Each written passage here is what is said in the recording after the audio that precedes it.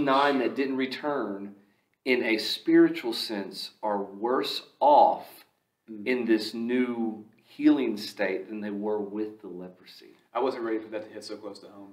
I mean, you know. You were like, have you ever been there? I'm like, no. Oh, yeah. Yeah. Of course I'm the one good leper. Yeah.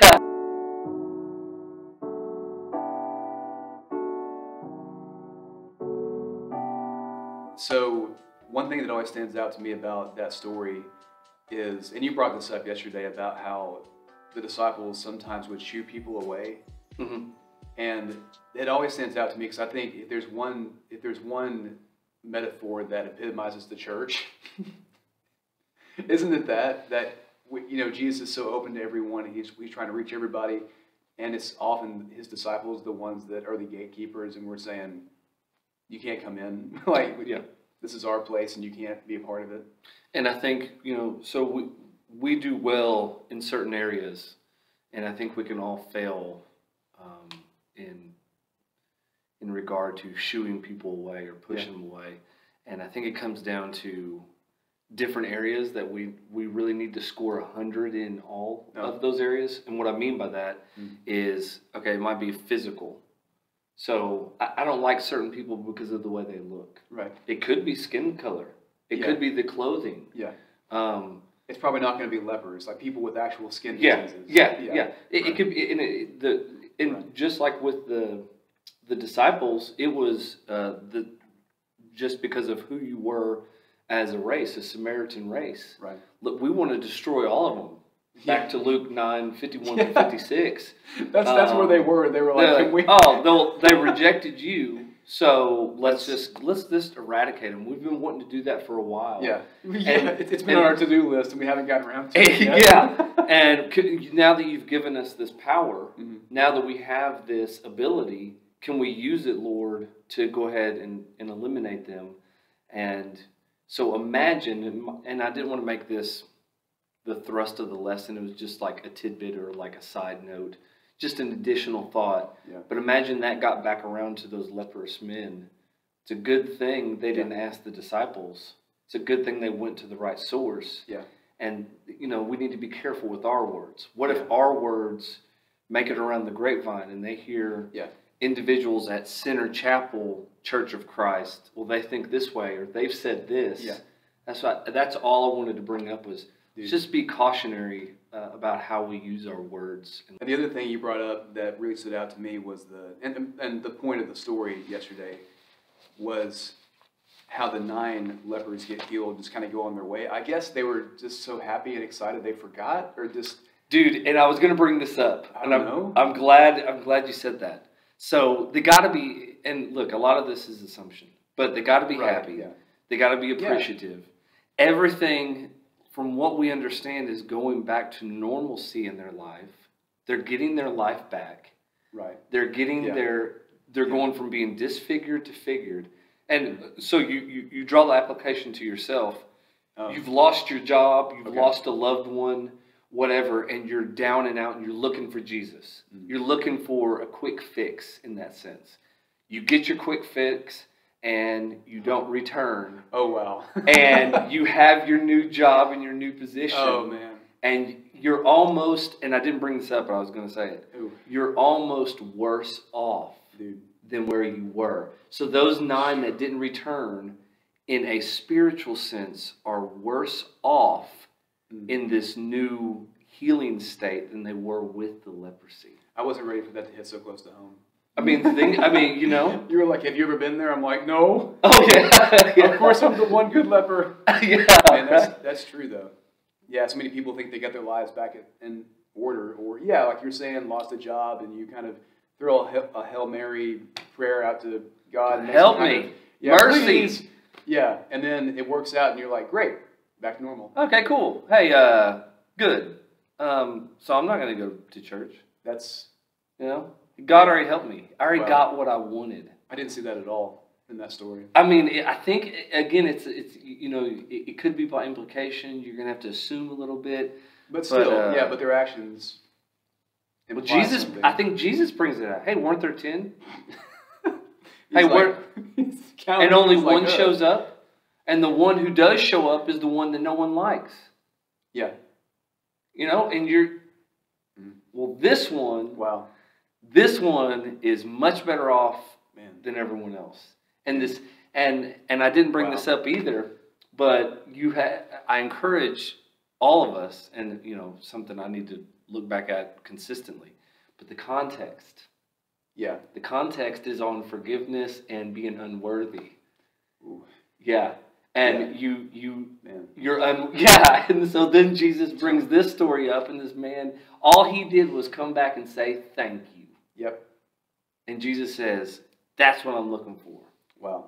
Back to the point about where you said that they went to the source and not the disciples. Yeah.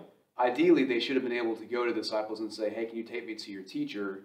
I hear he's healing people, but that's sometimes just not the case. And I think the modern lesson for us with religion, and I guess us in particular too as ministers, is that sometimes you can't even trust people who should be on the same page.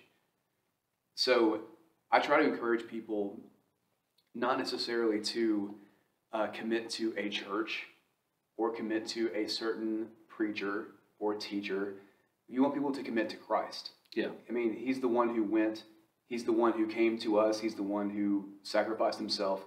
He's deserving of that glory and honor that sometimes we give to fallible members of the church and teachers who are inevitably going to do something wrong that's going to lead us astray. That Christ is the only one who we can actually go to and trust him 100%.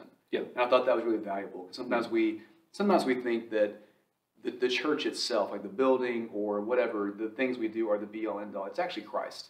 Yeah. Like, it's actually God. Like those are the main character of the stories, and without them, there's not going to be a church. There's not going to be a you and me. It's just I thought that was really valuable you brought up though.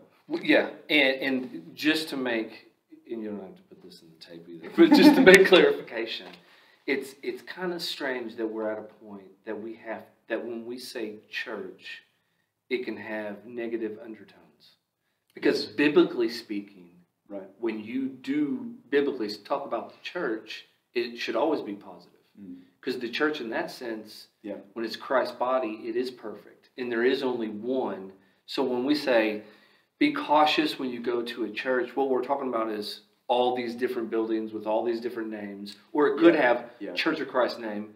Don't fall victim to preacher worship. Yes. Don't fall victim to clinging and trusting in a pope-type figure. Or pastor, or whatever, minister. I guess we would say like the corporate, church in the corporate sense, not the secular sense, not in the biblical, secular sense, not in the biblical spiritual sense. Yeah, because it should be that we already understand Christ as the head. It should be that we are clinging to nobody, right? That we're not trusting to them, and if we're thinking like true Christians should think, right? Or as Christians think, right. Then we shouldn't have to put those caveats out there, those warnings, and tell people, hey, be cautious about the church. Right. That's not how it should be, and it's sad that we're at that point that our influence has been affected when we get too involved with whatever's happening in the world. We get to, essentially, I guess, we get almost like the Tower of Babel, build our own thing, where I can do this, we can build this church, and we forget that God is the one who supplied those things. It's built on Christ. Yeah. And we just think, I build it however I want, and whether God's with me or without me, whatever, I won't pray about it, that kind of thing. That's the kind of stuff that I think, if we're not careful, can infect everyone and can infect any church. How can we be reminded of where we came from before we came to Christ to where we are now, if that makes sense? The most practical part, prayer and study. You got to have those conversations. You got to read your identity in the scriptures of who you were before and after. And when you're consistently in that mind frame, it's going to help. Yeah. And it's not going to cure it perfectly in the sense that you're going to do it, that you're never going to have those down moments where you forget, the change that's occurred inwardly. But it definitely helps. Yeah. You need church attendance. You need to put the right people in your life. Right. And that's what it's going to take. Yeah. Go ahead. I was going to say self-examination. You know, that is the biggest thing that all of us can forget to do at times. And I think you would agree with this. I'm not saying it's what you're saying, but not the continual, oh, I'm so bad, I'm so dirty, I'm awful, how can anyone love me? Yeah. But more of what I guess Paul did, where I'm the chief of sinners. This was my life before, and now I have that perspective. I've been redeemed, and so I was the worst, and now God considers me one of His own. That kind of self-examination. There was a reason why you read Romans 5 last night, right? Because of who it says we are. Right. We're sinners. We're enemies. We're ungodly, and that is our identity before God intervened. Ephesians 2:1-3 brings up the same idea. You're children of wrath, you're disobedient, you're separated from God, you don't have that connection, you don't have life, spiritual life in that sense. Right. And when we realize, wow, I was dead, and Christ made me alive, He's given me this new life, now the gratitude should just flow out from us. Right. And I think there's a problem if we're not living that kind of life. If our spiritual lives and our service becomes dull and just boring and just routine, then it does say something about how we view that salvation and that grace.